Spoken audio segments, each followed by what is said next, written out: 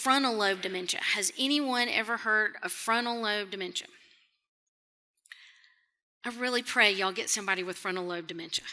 They are typically our hardest friends to serve because they have no filter. And sometimes it's just shocking because we don't know what to do with it.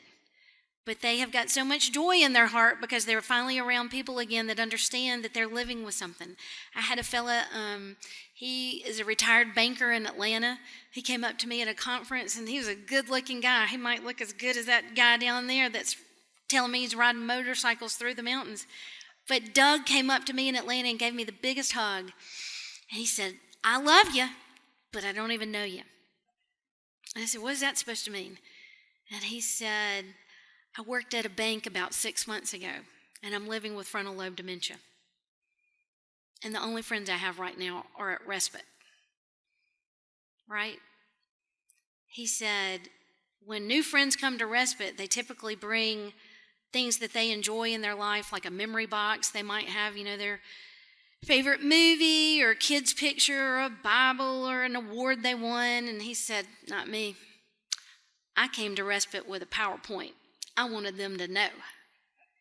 You see, he was 62, and he was still really with it. Frontal lobe can manifest 6 different ways. It can affect your language. It can give you no filter. It can take your memory. It can make you do really childish things. At some point, I've had friends that have gotten basically on a 5-year-old level, right? The biggest tip I've got for you is when you have somebody that's really challenging. I've got a lady that I'll call Mary Jane. When you've got somebody really challenging like Mary Jane, and they're young, right? So they kind of stand out, and our other friends don't really know what to do with them. Oftentimes I can go around the room and look at our other friends and say, "You know what? Mary Jane's having a really hard time. She's had a brain injury, and we're the only group here that can really help and give her husband a break. So I need you. I need you, Betty. I need you, Mary. She's having a hard time." Because you'll be amazed. Some of our friends will be like, "Why is she acting like that? She needs to go home."